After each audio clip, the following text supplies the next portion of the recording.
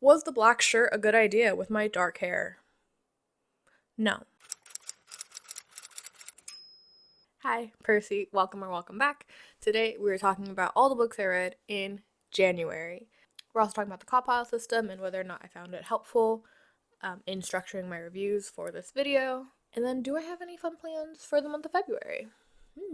I do. So in the month of January, I read 3 books and DNF'd 1. I don't understand how some people read 30 books in a month. This is all I do. I lay about, I read books, I knit, and I watch YouTube videos. And I understand if this is your job, and so all you do is read books, but still, how do you keep track? Like 30 is so many. So we're talking about 4. My goal is 2 books a month. Because again, 24 for 24. So I'm already ahead of schedule. Good for me. Anyway, I read Iron Flame by Rebecca Yarros, The Paris Apartment by Lucy Foley, and The Wife Upstairs by Rachel Hawkins. And I DNF'd Icebreaker by Hannah Grace. So let's start with Icebreaker. An icebreaker, if you will. Hey, hi, it's me. So I'm editing this video right now, and from this point forward, my mic completely stops working. It is pure static. Like mid-sentence, just started only picking up static, and I have no idea how to fix it. I have no idea what went wrong. It didn't stop recording. It just started playing static. So if anyone knows what that's about, let me know. That'd be great. I did pick up this mic. So until I can figure out what happened to my other one, I got this little guy. So I hope it sounds good. Let me know. But yeah. Okay, thanks, bye. According to Goodreads, it's a new adult contemporary college sports romance with a rating of 3.49. The summary reads, Anastasia Allen has worked her entire life for a shot at Team USA. A competitive figure skater since she was 5 years old, a full college scholarship thanks to her place on the Maple Hill skating team, and a schedule that would make even the most driven person weep. Stassi comes to win. No exceptions. Nathan Hawkins has never had a problem he couldn't solve. As captain of the Maple Hills Titans, he knows the responsibility of keeping the hockey team on the ice the rest. That's such a weird sentence. As captain of the Maple Hill Titans, he knows the responsibility of keeping the hockey team on the ice rests on his shoulders.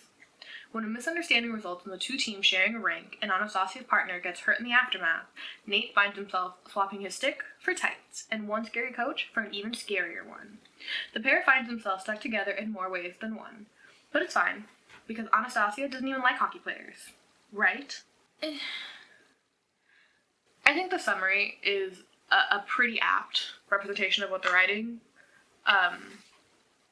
the writing quality of this book is. It's just basic. There's nothing to write home about. It's very straightforward. You don't gotta use your brain for it. And while I did DNF this book, I am still giving it a rating based off the 17 chapters that I did read.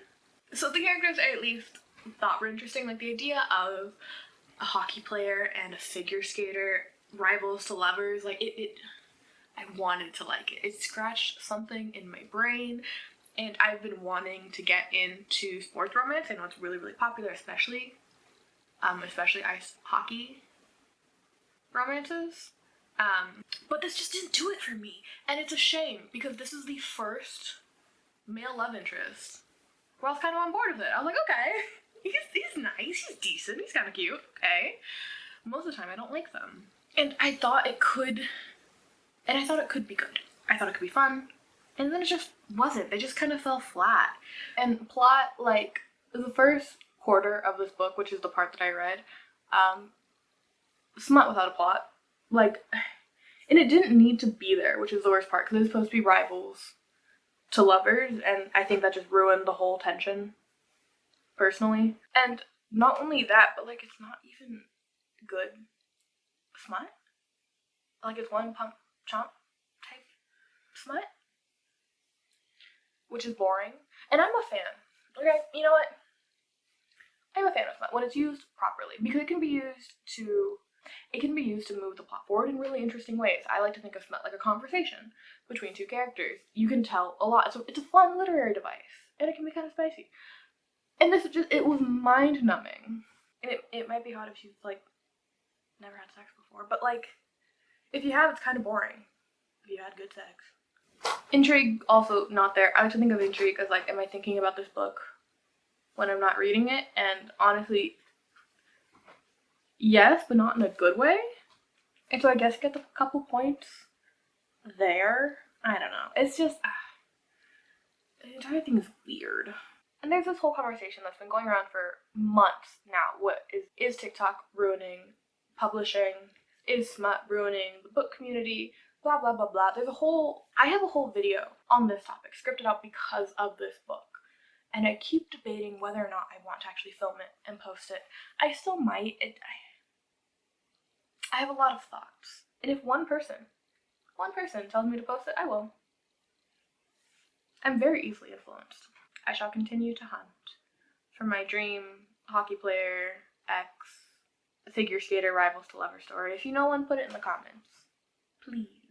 Or any other good sports romance. I just want to give it a try. I want to know what it's like. But you know, I didn't enjoy this book. I hate the epilogue. I hate that it ends with Stassi being barefoot and pregnant when her entire goal from page 1 was to go to the Olympics and win gold. And the fact that she even talks about not wanting to have kids yet because of that, and then having the epilogue have her be pregnant with a kid, like, it's just boring. It's just boring. You know, like, the story's about college kids. Let it be about college kids. And sure, you can have that epilogue if the original story is satisfying, but even from the summary I read, it did not seem that way. And I don't know, 9 out of 10 times, pregnancy and marriage is not the right answer. It's the boring answer, actually. Yeah, I don't like it. 1.3 stars. Iron Flame. So I was a Fourth Wing truther before I read Iron Flame. Like, I was late to the bandwagon, but I was on the bandwagon. I thought it was so much fun. I had a great time reading it. I suggested it to other people. And now I regret that. I have no idea if this book was rushed, but it sure as fuck felt like it. And I'll let you in on like a little secret. I'm currently writing my Iron Flame video because I have so many thoughts that I have to get out. We need to talk about it. I'm working on it. My health hasn't been great, but I'm getting there. But this book was 100 pages too long. Too long. It needed someone to say, hey, Becky, do we need all of this? It's starting to feel a little redundant. Can we just like boil it down a little bit? And character-wise, there's too many. There's just way too many. I own this book. I bought the hard copy like the week it came out because I was so excited because I liked Fourth Wing so much, even though I know Fourth Wing is not technically a good book. It's cringy, it's silly, it's full of tropes, but god damn did I have a fun time reading it. And so I was excited for Iron Flame, and so I went out and I bought it, but I ended up doing it via audiobook from my library using the Libby app, because they had an option to skip the line. And then the second it was on my shelf, it was like, oh, there's 25 people waiting for this book. And I was like, how did I get it then? I don't know what happened, but I did the audiobook. And back to my original point, there's too many characters. I remember I'd be knitting my socks, talking to my partner, and I'd be like, hey, so-and-so just died. And he'd be like, who? And I wouldn't know what to tell him. One of the many. One of them died, I guess. And I didn't care. Like, in Fourth Wing, at least I cared when someone died a little, even if I didn't like them, but I cared. In this one, and then, like, our two main characters are toxic as fuck. Oh my god. It's so bad. It's so bad. And instead of talking to one another, they just keep having sex in the weirdest places at the most inappropriate times. Talk about your problems. You're supposed to be in love. Talk it out. Don't just fuck on the chairs. God. People need to sit there. And like, when I wasn't reading this book, I forgot about it because I didn't care.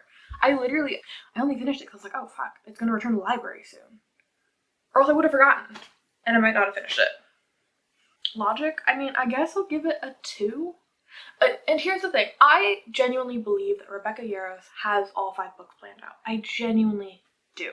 Because there are moments in this book that are a little bit more refined than others. The ending got me. Like, that shit kind of went hard. The rest of it was just not good. it just feels like this book did not get as much time as it deserved. Fourth Wing obviously got a lot more time and love because it wasn't a viral sensation yet. And then it was, and then she was rushed to get the second one out. And again, I don't know if this is true, this is all just alleged. It's all very alleged. This is just what it feels like to me as a consumer. My leg is stuck, oh god. And I know, it came out 6 months after the first one because it went so viral. And I know she put out a post recently saying that the next one won't come out until the end of 2024, I think December, because she wanted to give it more time. So to me, it feels like this shit was rushed to glomp onto the virality of it, which I don't think was the smartest choice. They wanted to get it out for the holidays to make that money, but it suffered. It suffered because of it. Will I read the next one? Yeah. Do I want to? No. But since this is a new series, I would like to have all 5 reviews on my channel. I think that'd be kind of fun. 1.8 stars. So, The Paris Apartment. From the New York Times bestselling author of The Guest List comes a new locked room mystery set in the Paris apartment building in which every resident has something to hide. Jess needs a fresh start. She's broke and alone, and she's just left her job under less than ideal circumstances. Her half-brother Ben didn't sound thrilled when she asked if she could crash with him for a bit, but he didn't say no, and surely everything will look better from Paris. Only, when she shows up to find a nice apartment, could Ben really afford this? He's not there. The longer Ben stays missing, the more Jess starts to dig into her brother's situation and the more questions she has. Ben's neighbors are an eclectic bunch and not particularly friendly. Jess may have come to Paris to escape her past, but it's starting to look like it's Ben's future that's in question. The socialite, the nice guy, the alcoholic, the girl on the verge, the concierge. Everyone's a neighbor, everyone's a suspect, and everyone knows something they're not telling. This is a mystery thriller, and it has 3.67 on Goodreads. So I didn't think I was going to like this book originally. It's been on my list because I've been wanting to try Lucy Foley, and I couldn't. I've literally checked out the guest list from Libby twice, and I haven't been able to get into it. So why did I think I was going to like The Paris Apartment? That's a great question. I don't know, but it sounded intriguing. I wanted to give it a try, and I did like it. I liked it a lot, actually. But I didn't think I was gonna like it originally. It's a bit of a slow start, which I partially attribute to the audiobook. Like, I think the actress reading for Jess gives her a much more monotone voice. Doesn't particularly, 1, do the character any favors, or 2, actually portray the character accurately. So that was already working against it. And then the other thing is, this book felt too old for me. I'm 27. I'm not a child. But everyone in the story felt so much more mature, so much further on in life than me that I was having a hard time grasping on to someone. I didn't have a boy I liked, you know what I mean? A boy. I didn't have a character that I was just like, that one's mine, you know? At least not at first. And in fact, my favorite character was Mimi, who is the early 20s girly pop of the story, and I love her, and I support women's wrongs. She's insane, and I love that for her. Like, I think she's supposed to be a kind of unlikable character, and I just loved her so much. And I think that's just because it's the only character I related to, just because we're kind of close in age. Actually, I don't know how old Jess is. She might be closer to me in age than Mimi, but I like Mimi more. She's crazy. I love it. But despite all that, once the story did grab me, oh, I was in for a ride, baby. And if you look on Goodreads, a lot of the reviews, a lot of people dip out at about the 50% mark, which I can't blame them, honestly. Especially if interpersonal drama isn't your vibe. Like, a lot of people were complaining that nothing happened in the book. It's like, that's kind of the point. It's all interpersonal relationships, so nothing happens. It's just people doing things. It's people talking. It's people having beef. You know what I mean? And so if that's not your drama, then this might not be for you, but I loved it.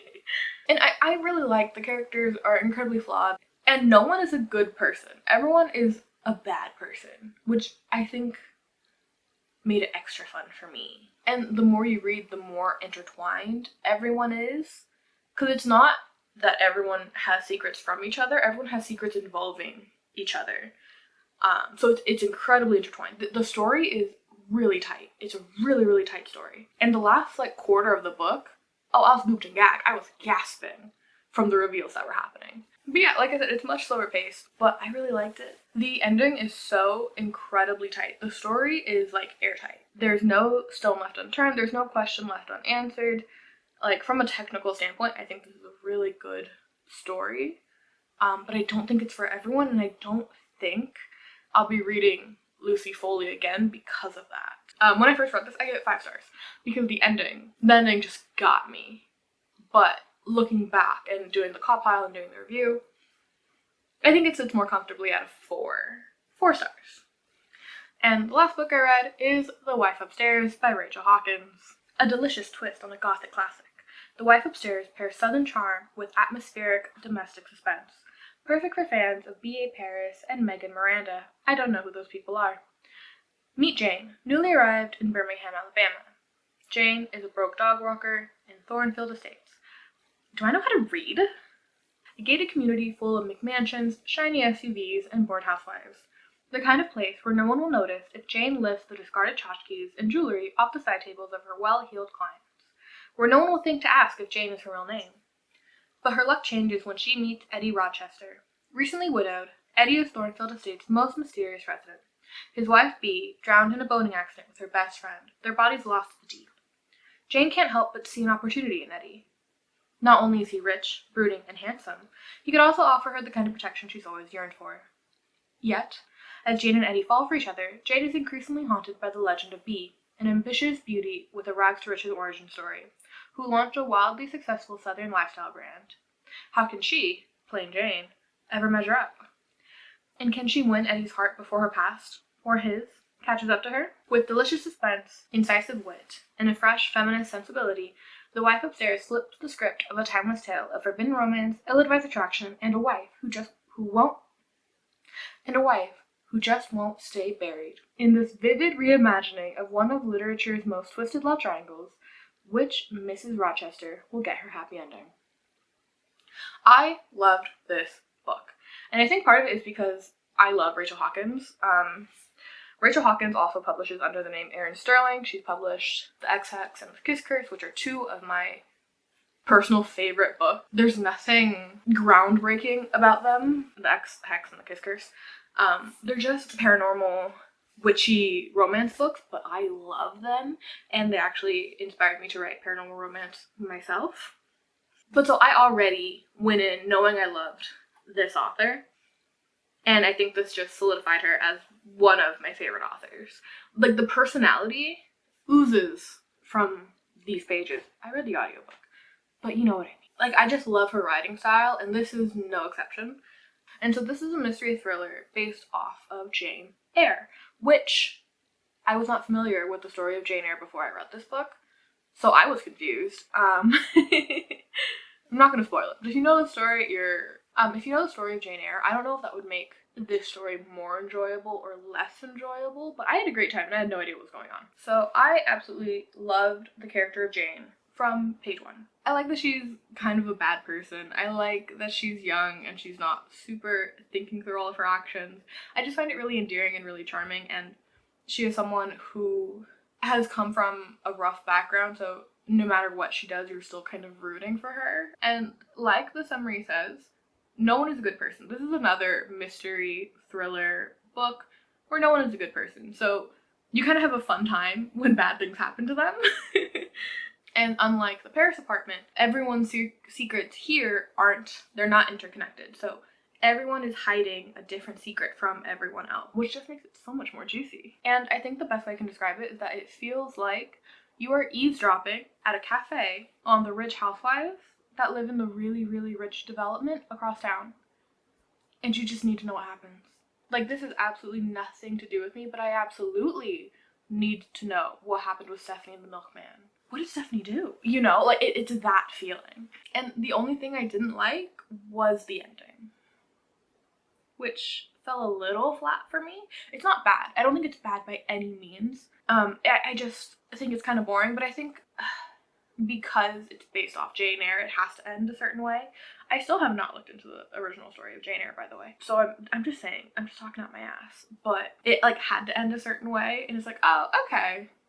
Anyway, yeah, I was just kind of left going, yeah, that makes sense. okay, which is the only reason why it's not a 5-star book for me, in my opinion. I read it all in one sitting, while knitting socks, these socks to be exact. I haven't finished the other one just yet. Percy, why are they different colors? I don't know, that's how the skein worked out, leave me alone. But yeah, I'm almost done. I'm really excited. Anyway, but yeah, I read it all in one sitting. I really liked it, and I'm really excited for her new one, The Heiress, I believe it's called, that is either coming out or just came out. And I know that the Ex-Hex Kiss Curse saga has a 3rd book coming out this year. So, as a Rachel Hawkins / Erin Sterling fan, I'm happy. I'm excited to read more of her works, and you're probably going to see her show up later again this year. 4.4 stars. So unfortunately, none of these books count towards my bookish bingo, mostly because I wasn't thinking about it. Everything I read this month was just what I could get on Libby, honestly, which is usually my default. I usually don't plan out what I'm gonna read. I just get whatever is available that sounds good. But next month, I am planning more ahead.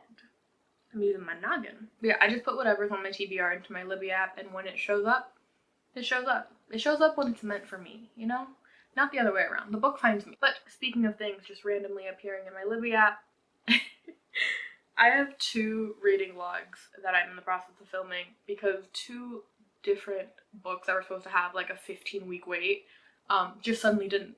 And so we're gonna have a couple reading vlogs coming up, which is really exciting. So subscribe for more bookish content, because I got more coming your way whether you like it or not. Yes, this is a threat.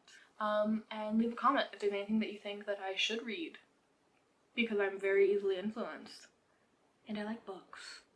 And I'm here for a good time. And if you have any comments about what I read this month, whether you agree or you disagree with me, let me know. I need to talk to someone. I'm lonely. Thank you. God damn it. It's fine. This mic is fucked. And so if I touch it... Yeah, it stops recording. It stops recording and the entire program crashes. Yeah. Because it doesn't recognize it as a mic anymore. DNF'd 1. Hello? Yeah, this book was just kind of overall disappointing. Like, okay, how is my camera about to die?